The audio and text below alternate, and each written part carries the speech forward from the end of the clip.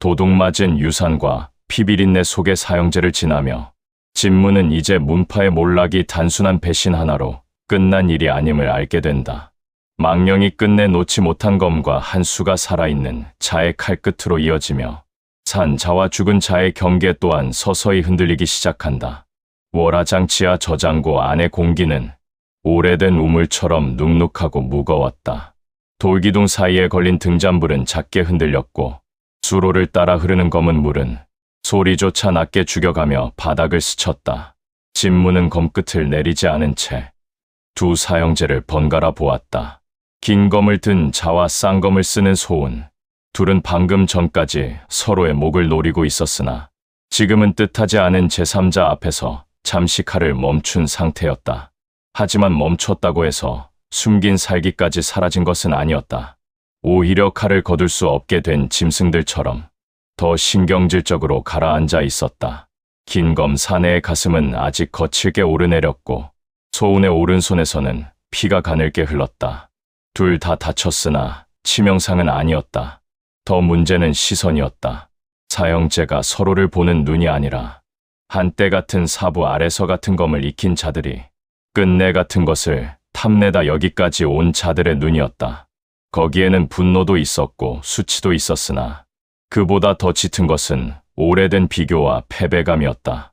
누가 사부에게 더 인정받았는지, 누가 유산을 맡을 자격이 있는지, 누가 끝내 살아남을 것인지, 그 지긋지긋한 다툼이 아직도 피비린내 속에서 이어지고 있었다.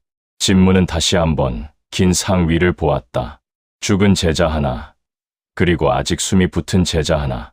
둘 다 청함은 계열 복색의 흔적이 남아 있었다. 그 모습은 지금 눈앞 두 사형제가 어떤 핑계를 대든 결국 돌아갈 수 없는 선을 넘었다는 증거였다.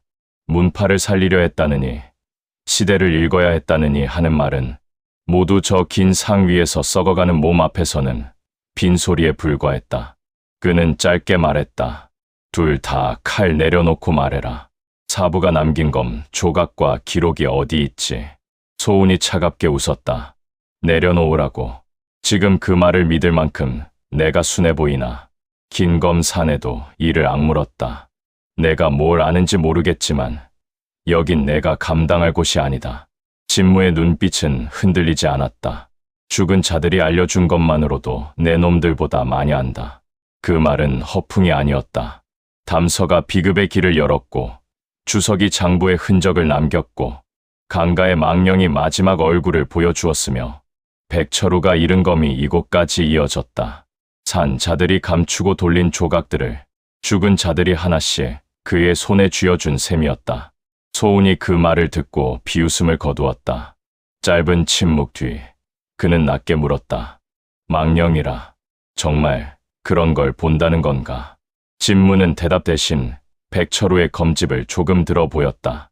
이걸 맡긴 자는 죽은 뒤에도 자기 검을 놓지 못하더군. 긴 검 사내의 얼굴이 눈에 띄게 창백해졌다. 그 변화는 아주 짧았지만 진무에게는 충분했다. 저 자는 백철우가 어떻게 죽었는지 안다. 아니, 그 죽음의 한복판에 있었을 것이다. 소운도 그 반응을 놓치지 않았다. 그는 피 묻은 손으로 쌍검 중 남은 한 자루를 돌려주며 말했다. 역시 그랬군. 사형은 백철우까지 깨끗이 처리한 줄 알았겠지. 그런데 죽은 놈이 검집을 남기고 널 찾아왔다는 거냐? 긴 검 사내가 낮게 으르렁거렸다. 입 닥쳐라. 소운은 비웃듯 고개를 기울였다. 왜 죽은 자 얘기 나오니 찔리나? 진무는 둘이 다시 칼을 맞대기 전에 한 걸음 앞으로 나섰다. 싸움은 나중이다. 먼저 말해라. 청함은 유산을 왜 나눠 가졌지? 긴 검 사내가 차갑게 말했다. 나눈 게 아니다. 회수한 거다. 누구를 위해? 상부를 위해. 그래야 문파의 맥이라도 남는다. 소운이 그 말에 코웃음을 쳤다. 상부라. 울룡 윗선이 언제부터 청함은 맥을 걱정했나? 내가 그놈들에게 기록과 검을 넘긴 이유는 단 하나지. 내가 직접 사부의 자리를 얻지 못했으니까. 긴 검 사내의 검끝이 미세하게 흔들렸다. 그것이 바로 그의 약점이었다. 아무리 냉정한 척해도 사부에게 끝내 선택받지 못한 자의 상처는 가장 쉽게 건드려지는 급소였다. 진무는 그걸 보며 속으로 판단했다. 소우는 혀가 길고 잔혹하지만 적어도 지금 이 순간에는 긴검, 사내를 흔들 수 있는 열쇠를 쥐고 있다. 반면 긴검, 사내는 더 직접적으로 청아문 배신과 백철우의 죽음에 얽혀 있다. 어느 쪽이든 둘 다 필요하지만 먼저 무너질 쪽은 긴검, 사내다. 그때였다. 백철우의 망령이 진무 곁으로 다가왔다. 그는 아무 말 없이 손을 들어 허공에 한 동작을 그렸다. 아주 짧고 담백한 검로였다. 아래에서 위로 반치도 채 안 되는 거리. 겉으로 보기에는 초식이라 부르기도 어려운 움직임이었다. 그러나 진무는 그 동작을 보는 순간 눈썹이 미세하게 움직였다. 그건 방금 긴검, 사내가 두 차례 보여준 버릇과 정확히 맞닿아 있었다. 첫째, 검을 뽑은 뒤 언제나 오른 어깨를 아주 조금 먼저 내민다. 둘째, 상대가 정면에서 압박하면 왼쪽 발 뒤꿈치를 반 박자 늦게 고쳐 딛는다. 셋째, 목을 지키려는 습관 때문에 아래에서 올라오는 짧은 칼을 본능적으로 겉면으로 누른다. 백철우의 동작은 바로 그 틈을 파는 한 수였다. 진무는 아무 말 없이 아주 짧게 숨을 들이쉬었다. 죽은 자가 검을 직접 휘두를 수는 없다. 하지만 살아생전 몸에 배었던 한 수 하나쯤은 저렇게 마지막까지 남겨둘 수 있다. 그것은 설명이라기보다 체득된 감각에 가까웠다. 왜 되는지는 길게 말할 수 없지만 어떻게 해야 상대의 몸이 열리는지는 정확히 아는 종류의 움직임, 망령이 가르친 한 수였다. 진무는 백철우를 힐끗 보고 아주 미세하게 고개를 끄덕였다. 소우는 그 짧은 침묵을 이용해 다시 입을 열었다. 사형, 이제 그만 부정하지 그래. 사부가 남긴 검은 내게 가지 않았고 기록은 허량히 감췄고 비급 일부는 담서가 빼돌렸지. 넌 결국 울룡에 기대서 그걸 도로 훔쳐 모으는 것밖에 못했어. 문파를 살린 게 아니라 문파의 주검을 뜯어먹은 셈이지. 긴검, 사내의 얼굴이 완전히 굳었다. 그 입, 더 열면 내 혀부터 벨 거다. 소우는 웃음을 거두지 않았다. 그러기 전에 먼저 내 손이 닿을까. 말이 끝나자 둘 사이의 균형이 다시 깨졌다. 긴검, 사내가 먼저 움직였다. 분노에 떠밀린 움직임이었지만 느리지는 않았다. 오히려 빠르고 살벌했다. 긴검이 정면에서 크게 원을 그리며 들어오자 소우는 몸을 낮추며 옆으로 미끄러졌다. 그는 원래 이런 싸움에 강한 자였다. 상대의 감정을 흔들어 먼저 칼을 빼게 만들고 그 틈의 살을 조금씩 도려내는 방식. 하지만 이번에는 진무가 먼저 움직였다. 긴검이 크게 열리는 바로 그 순간 진무는 백철우가 보여 준 짧은 동작 그대로 몸을 비틀어 들어갔다. 겉으로는 긴검, 사내의 공격을 막으려는 것처럼 보였을 것이다. 그러나 실제 칼끝은 정면이 아니라 아래에서 위로, 오른 어깨 밑과 검자루 사이의 아주 좁은 틈을 향했다. 짧고 담백한 일검이었다. 긴검, 사내는 본능적으로 겉면을 눌러 막으려 했다. 그리고 바로 그게 함정이었다. 목을 지키려는 습관 때문에 겉면이 아래로 조금 눌리는 순간 손목과 팔꿈치가 동시에 잠깐 굳는다. 진무의 칼끝은 그 굳은 순간을 스치듯 파고들었다. 피가 튀었다. 긴검, 사내의 오른손 힘이 순간적으로 풀리며 칼이 아래로 쳐졌다. 검을 놓치지는 않았으나 중심은 완전히 무너졌다. 그는 믿을 수 없다는 듯 눈을 크게 떴다. 방금 그 한 수는 자기가 아는 검로였다. 너무 잘 알아서 더 충격적이었다.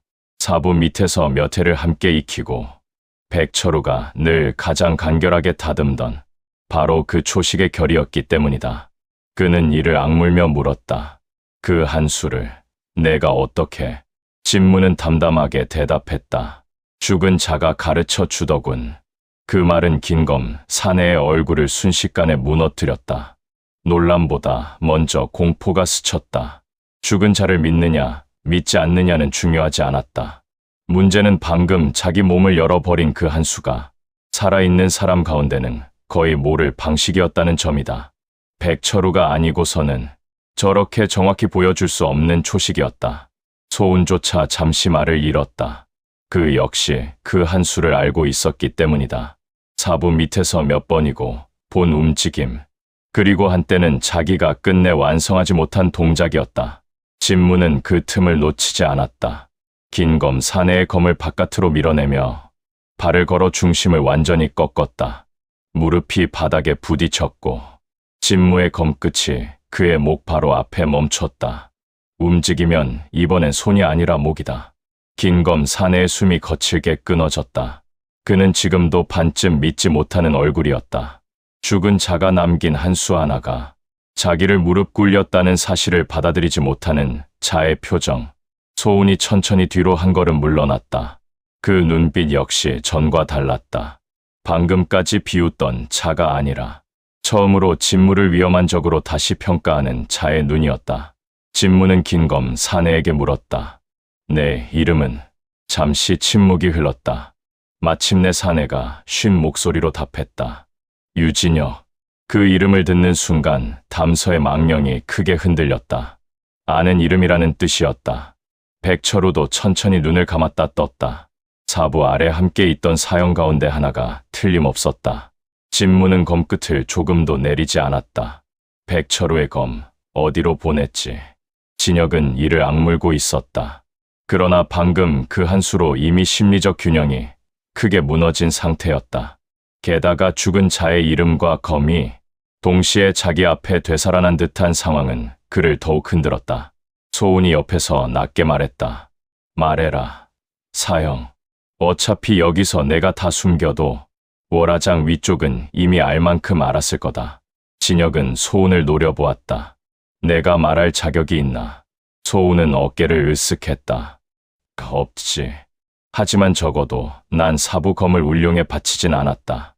진혁의 눈빛이 일그러졌다. 그 반응만으로도 소운의 말은 절반 이상 사실이었다. 진무는 다시 물었다. 검은 어디 있지? 진혁은 한동안 말이 없었다. 그러다 마침내 무겁게 입을 열었다. 우물 아래 석실. 그 말에 젖은 망령이 우물 쪽으로 급히 고개를 돌렸고 담서도 형체를 굳혔다. 월화장 우물 아래에 이름들이 잠겨 있다는 말은 이미 들었다. 그런데 이제 검까지 거기 있다고 한다. 우물 아래는 단순한 시신 은닉처가 아니라 유산과 기록, 그리고 이름을 함께 감춘 석실인 셈이다. 진무는 한 걸음 더 밀어붙였다. 기록도 거기 있나? 진혁의 모굴대가 크게 움직였다. 사부님 친필 원록 일부와 장로 명단, 계승표, 그리고 검 조각의 나머지 절반, 백철우의 형체가 그 대목에서 크게 흔들렸다. 자기 검 안에 숨긴 것이 단순한 비문이 아니라 청화문 계승과 관련된 기록 일부였던 것이다. 검이 도둑 맞았다는 말은 결국 문파의 유산 자체가 도둑 맞았다는 뜻이었다. 소운이 비웃듯 중얼거렸다. 결국 내가 다 모아놓고 상부에 넘기려 했군. 역시 내 욕심은 한결같다. 진혁은 피 묻은 이를 드러냈다. 내가 아니었다면 벌써 끝났을 일이다. 내가 방해했나? 아니면 내가 끝까지 혼자 먹으려다 꼬인 건가? 둘은 다시 서로를 노려봤다. 그러나 이번에는 조금 달랐다. 방금 전까지 서로를 죽이려던 칼끝이 이제는 어딘가 허무하게 식어 있었다. 함께 배운 검을 버리고 울룡 아래에서 남의 이름과 유산을 정리해 온 세월 끝에 결국 남은 것은 서로를 향한 원망과 죽은 자들이 남긴 한 수 하나뿐이라는 사실을 둘 다 깨닫고 있는 듯했다. 진무는 소운 쪽으로 시선을 돌렸다. 내 목도 말해라. 넌 왜 울룡에 붙었지? 소운은 한동안 대꾸하지 않았다. 그러다 아주 낮게 웃었다. 사형이 사부한테 못 받은 걸 끝내 못 놓았듯 나도 나대로 못 놓은 게 있었지. 청화문 안에서 난 늘 둘째였다. 사형 옆에서도, 백철우 옆에서도, 심지어 어린 담서 옆에서도 누구도 날 첫째로 보지 않았거든. 울룡은 적어도 그런 건 안 물었지. 쓸모만 있으면 됐으니까. 그 말은 자조 같기도 하고 변명 같기도 했다. 그러나 진무에게는 변명의 무게가 더 컸다. 결국 이들도 모두 같은 곳에서 썩었다. 인정받지 못한 상처, 선택받지 못한 분노, 남의 유산을 자기 자격처럼 착각한 욕심, 그 모든 것이 울룡이라는 구덩이 안에서 사람을 칼로 만들었다. 진무는 짧게 말했다. 그래서 문파 후배들을 이송대에 눕혀놓고 이름을 우물 아래 던졌군. 소운의 얼굴이 굳었다. 그는 대꾸하지 않았다. 지하 저장고 안은 다시 눅진한 침묵에 잠겼다. 수로를 흐르는 물소리만이 낮게 이어졌다. 긴 상 위에 살아있는 제자는 아직 숨이 붙어 있었다. 신음은 약했지만 분명했다. 시간을 더 끌면 저 목숨부터 사라질 것이다. 진무는 결정을 내렸다. 그는 검끝을 조금 낮추며 말했다. 둘 다 여기서 끝낼 수도 있다. 하지만 지금은 아니다. 우물 아래 석실을 먼저 봐야 한다. 소운이 눈을 가늘게 떴다. 우릴 데리고 가겠다고. 데리고 간다기보다 먼저 걸어가게 할 생각이지. 진혁이 피식 웃었다. 허수음에 가까웠다. 내가 감당할 수 있을 것 같나. 우물 아래는 내가 지금껏 본 것보다 더 깊다. 진무의 눈빛은 조금도 흔들리지 않았다. 그래서 더 가야지. 죽은 자들이 여기까지 끌고 왔으니까. 그 말이 끝난 순간 담서와 백철우, 젖은 망령이 나란히 우물 쪽을 바라보았다. 말은 없었으나 뜻은 하나였다. 이제 바로 아래, 그 깊은 곳에 이 모든 죽음과 도둑맞은 유산의 뿌리가 있다. 진무는 긴 상 위에 살아있는 제자를 먼저 확인했다. 맥은 약했으나 아직 끊어지지 않았다. 그는 급히 물통 옆에서 깨끗한 천을 찾아 상처를 눌러 지혈하고 숨기를 열어주었다. 제자는 눈을 뜨지는 못했으나 아주 미세하게 숨이 고르게 변했다. 아직 살릴 수 있다. 그 모습을 보는 진혁의 얼굴에 잠깐 복잡한 기색이 스쳤다. 수치인지, 흔들림인지, 혹은 오래전에 잊은 무엇이 되살아나는 것인지 알 수 없었다. 소우는 그 표정을 보고 차갑게 웃었으나 아무 말도 하지 않았다. 진무는 다시 몸을 일으켰다. 망령이 가르친 한 수는 단지 검로 하나가 아니었다. 그 한 수는 죽은 자들이 끝내 놓지 못한 마음의 방향이었다. 살아있는 자들이 욕심과 변명으로 비틀어 놓은 길을 다시 원래의 자리로 찌르듯 되돌리는 움직임. 백철우가 죽어서도 그 한 수를 남긴 이유는 분명했다. 적어도 누군가는 그 검의 뜻을 똑바로 써 주길 바랐기 때문이다. 진무는 두 사형제를 차례로 노려보며 낮게 말했다. 앞장서라. 우물 아래로. 지하 저장고의 공기가 다시 한번 무겁게 가라앉았다. 피비린내 속에서 서로를 죽이려 하던 사형제는 이제 죽은 자들이 남긴 한 수 앞에서 자기들이 숨겨둔 가장 깊은 곳으로 걸어가야 하는 처지가 되었다. 그리고 진무는 알았다. 지금부터 내려갈 우물 아래에서는 단지 유산만이 아니라 이들의 죄와 거짓까지 함께 끌어올리게 될 것임을. 우물 아래로 내려가는 입구는 지하 저장고 안쪽 돌벽 뒤에 숨어 있었다. 겉으로는 평범한 석벽처럼 보였으나 진혁이 벽 한쪽에 손을 뻗어 돌 하나를 비틀자 낮고 둔한 마찰음과 함께 틈이 벌어졌다. 안쪽에서는 오래 갇힌 물기와 쇠 냄새, 그리고 썩은 종이 냄새가 한꺼번에 밀려 나왔다. 그 냄새를 맡는 순간 진무는 본능처럼 알았다. 이 아래에는 단순히 시신이나 유품만 있는 것이 아니다. 오래 감춘 기록과 오래 눌러둔 원한이 함께 잠겨있는 자리다. 진무는 진혁과 소운을 앞세웠다. 둘 다 완전히 손을 묶어둘 형편은 아니었지만 검은 이미 거두게 했고 손놀림이 수상하면 즉시 목숨을 끊을 만큼의 거리만 두었다. 살아있는 제자는 저장고 한쪽에 눕힌 채 급히 묶어둔 천과 약재로 숨을 붙여두었다. 당장은 데리고 갈 수 없었다. 우물 아래를 먼저 확인하고 돌아와야 했다. 담서는 우물 입구를 보는 순간 얼굴이 창백하게 굳었고 백철우는 허리에 빈자리를 내려다보다가 이내 천천히 고개를 들었다. 강가에서 따라온 젖은 망령은 말없이 우물 둘레를 맴돌며 물 아래를 노려보았다. 셋의 혼이 동시에 한 곳을 응시하는 장면은 살아있는 사람이 보기에는 그저 눅눅한 어둠뿐일 것이다. 그러나 진무에게는 그 어둠 위로 수없이 눌린 시선들이 겹쳐 보였다. 죽은 자들은 늘 깊은 곳에 남는다. 빛이 닿지 않는 곳일수록 더 오래 머문다. 돌계단은 생각보다 길었다.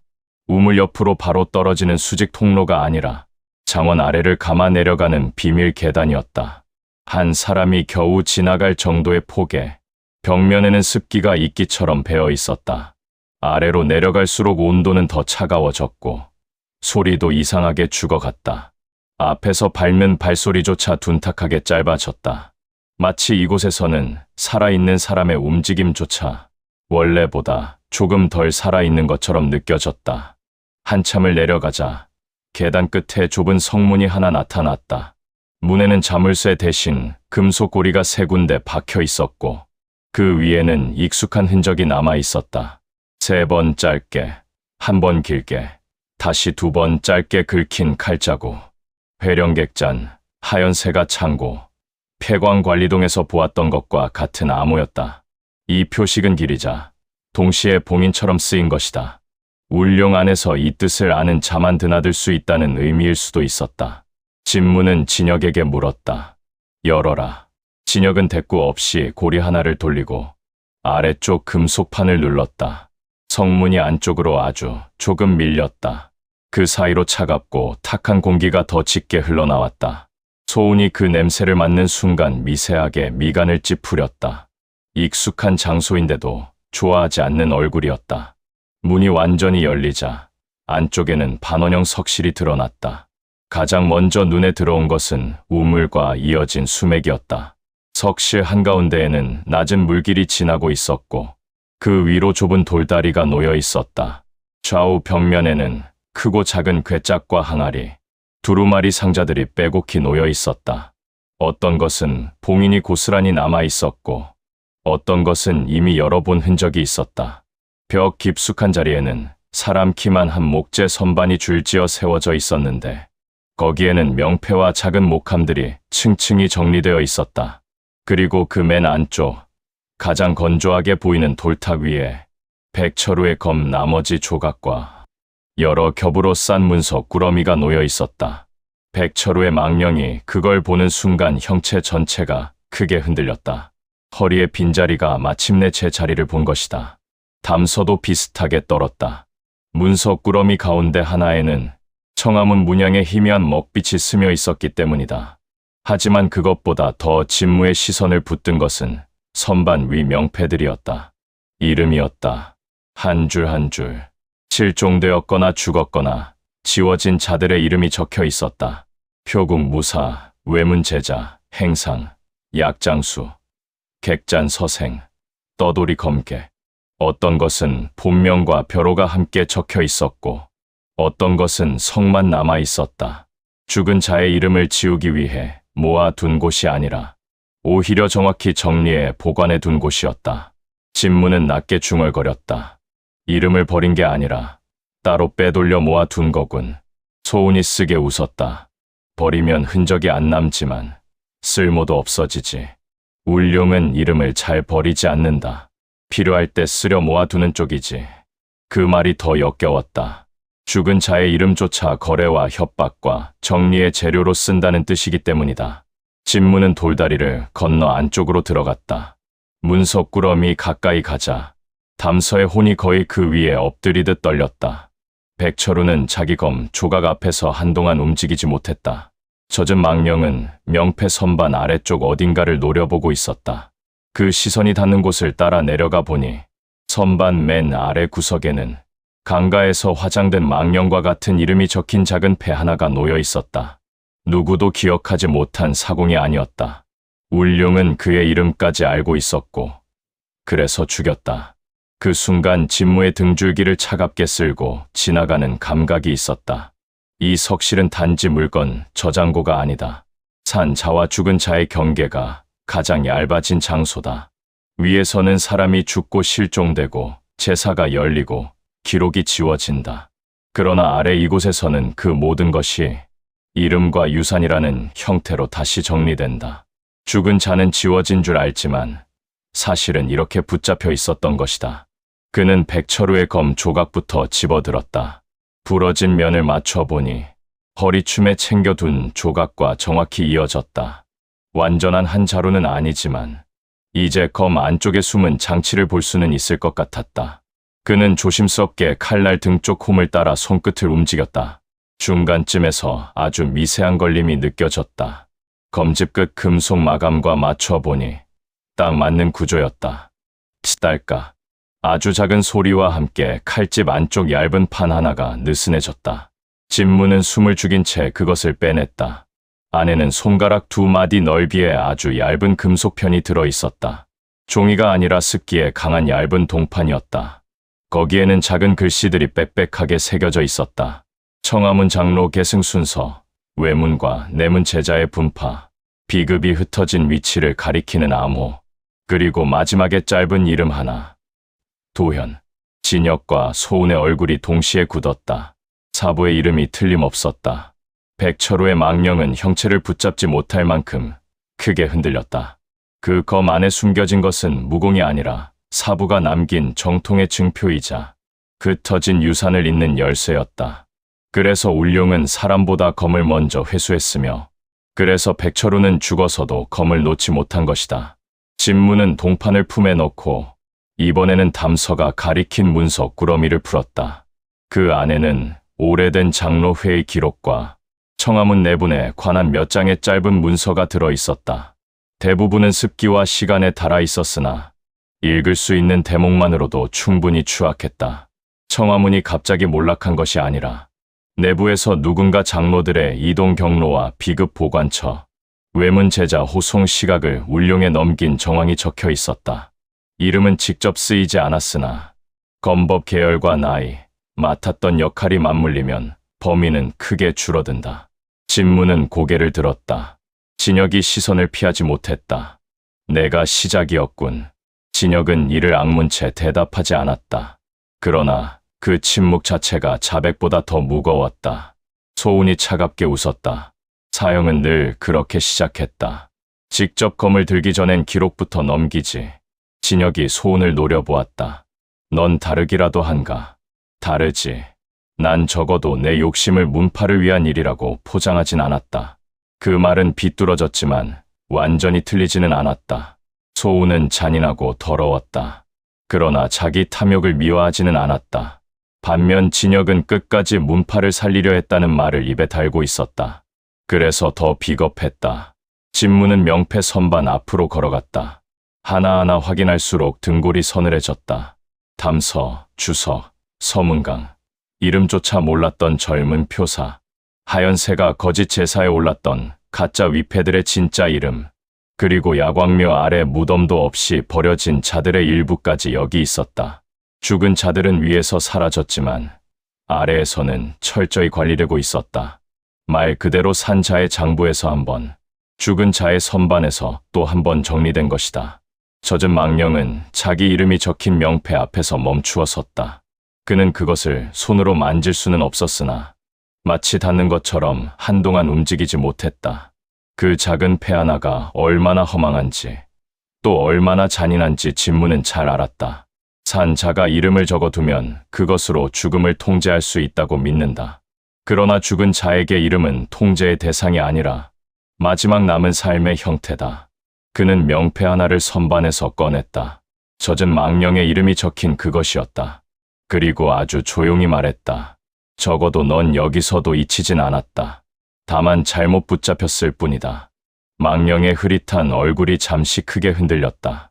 그 떨림은 울음과 아주 닮아 있었다. 그때였다.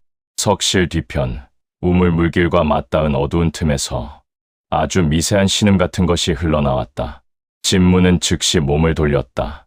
담서와 백철우도 동시에 그쪽을 보았다. 진혁은 그 소리를 듣는 순간 얼굴이 하얗게 질렸고 소운조차 눈빛이 살짝 흔들렸다. 저 안에 뭐가 있지? 진무의 목소리는 낮았으나 차가웠다. 진혁은 입술을 달싹였으나 대답하지 못했다. 소운이 먼저 씁쓸하게 웃었다. 이제야 진짜 경계에 닿은 거지. 무슨 뜻이지? 소운은 물길, 너머의 어둠을 턱으로 가리켰다. 우린 거기까진 잘 안 들어간다. 윗선명이 없으면 더더욱. 진무의 눈매가 가늘어졌다. 왜? 그는 짧게 답했다. 거긴 아직 산 자도 있고 이미 죽은 자도 있으니까. 그 말은 석실 공기를 단번에 더 차갑게 만들었다. 진무는 물길 위 돌다리를 건너 어두운 틈 쪽으로 다가갔다. 안쪽에는 또 하나의 작은 문이 있었고 틈새로 눅눅한 숨소리와 쇠사슬 끄는 소리가 희미하게 새어나왔다. 그리고 그 문 앞에 서는 순간 담서의 혼이 갑자기 진무의 앞을 가로막듯 움직였다. 강한 거부였다. 백철우도 그 자리에서 멈췄다. 젖은 망령만이 선반 아래에서 떨고 있었다. 죽은 자들이 저 문을 두려워한다. 그것은 흔한 일이 아니다. 망령은 대개 원한이 있는 곳으로 끌리지만 진짜 두려운 것이 있는 곳 앞에서는 오히려 물러선다. 살아생전 마지막으로 느낀 공포가 그대로 남아있기 때문이다. 진무는 문에 귀를 댔다. 안쪽에서는 누군가 숨을 쉬고 있었다. 하나가 아니었다. 둘, 어쩌면 세. 그러나 그 호흡은 살아있는 사람의 것과 어딘가 달랐다. 너무 길게 끊겼다가 다시 이어지고 중간중간 물속에서 들리는 기포 같은 소리가 섞였다. 완전히 죽지도 못하고 온전히 살지도 못한 자들의 숨, 산 자와 죽은 자의 경계가 바로 여기였다. 진무는 뒤를 돌아 진혁과 소운을 번갈아 보았다. 저 안에 누가 있지? 진혁은 한동안 침묵하다가 겨우 답했다. 처리 전 보관하던 자들이다. 살아있는 자를, 상태가 애매한 자들, 곧 죽을지, 살렸을지, 바꿨어야 할지 정하기 전까지. 소운이 차갑게 덧붙였다. 혹은 이미 죽었는데도 아직 말을 할 수 있는 자들. 진무는 그 말의 뜻을 완전히 이해하지 못했다. 그러나 좋지 않은 의미라는 것만은 분명했다. 고문으로 반쯤 미친 자들인지, 약으로 목숨만 간신히 붙여놓은 자들인지, 혹은 더 기괴한 무언가인지. 그는 문고리에 손을 얹었다. 차갑고 젖어 있었다. 그 순간 담서가 다시 한번 앞을 가로막듯 움직였다. 이번에는 거부뿐 아니라 경고에 가까웠다. 백철우도 천천히 고개를 저었다. 죽은 자 둘이 동시에 말리고 있다. 그들조차 저 안에서 무엇을 보았는지, 혹은 보지 못하고 도망쳤는지 알 수는 없지만 분명한 것은 하나였다. 지금 문을 열면 단순히 숨겨진 기록과 유산을 보는 것을 넘어 다른 층위의 더러운 것을 마주하게 된다. 그러나 여기까지 와서 물러설 수는 없었다. 진무는 아주 낮게 중얼거렸다. 이미 경계 안에 발을 들였는데 이제 와 바뀐 척할 수는 없지. 그는 문을 열기 전 마지막으로 명패 선반을 돌아보았다. 죽은 자들의 이름이 층층이 정리된 그 모습은 이상하게도 산 자들의 세계보다 더 질서정연했다. 위의 세상에서는 실종과 거짓 제사와 장부 조작이 난무했지만 아래에서는 오히려 너무 정확하게 이름과 유산이 모여 있었다. 결국 산 자와 죽은 자의 경계는 생과 사가 아니었다. 누가 누구를 마음대로 정리할 수 있느냐의 문제였다. 살아있는 자들은 죽은 자를 정리할 수 있다고 믿었고 그 믿음이 이런 석실을 만들었다. 진무는 문고리를 당겼다. 철문이 낮고 길게 울리며 안쪽으로 열렸다. 그 너머에서는 차가운 공기와 함께 말로 옮기기 어려운 기척이 흘러나왔다. 사람 냄새도, 시체 냄새도, 약 냄새도 아닌 셋이 다 썩어한데 엉긴 냄새, 그리고 어둠 속 어디선가 천천히 고개를 드는 소리. 담서는 한 걸음 물러섰고 백철우는 허리에 빈자리를 움켜쥐듯 굳어버렸다. 진무는 검을 천천히 세웠다. 이제 그는 안다. 죽은 자들의 부탁을 따라 여기까지 왔지만 이 아래에서 마주할 것은 단순한 원한이나 미련만이 아니다. 산 자들이 죽은 자를 도구처럼 다루다 결국 경계 자체를 흐려놓은 결과 살아있는 몸으로는 이미 사람이라 부르기 어렵고 죽었다고 단정하기도 어려운 존재들. 울룡은 그 경계 위에서 사람과 이름과 유산을 함께 관리해왔던 것이다. 그리고 그 중심에 지금 막 열린 이 문이 있었다. 진무는 한 발 앞으로 내디뎠다. 이제부터는 단순히 죽은 자의 소원을 들어주는 길이 아니다. 산 자와 죽은 자의 경계가 무너진 자리에서 무엇이 아직 사람으로 남아있는지부터 가려야 하는 길이다. 망령이 남긴 한 수는 진무의 검을 바꾸고 산 자와 죽은 자의 경계는 점점 희미해진다. 도둑맞은 유산을 둘러싼 피의 인연은 이제 월화장 우물 아래 가장 깊은 곳으로 향한다. 오늘의 이야기는 여기까지입니다. 들어주셔서 감사합니다. 강호의 길은 끝나지 않습니다. 다음 이야기에서 다시 만나려면 구독과 좋아요, 알림 설정까지 부탁드립니다. 여러분의 참여가 곧 이 무협 세계를 더욱 빛나게 합니다. 구독으로 다음화 죽은 자들의 소원을 들어주는 무사. 제4부 검은 밤의 진실을 먼저 만나보세요. 감사합니다.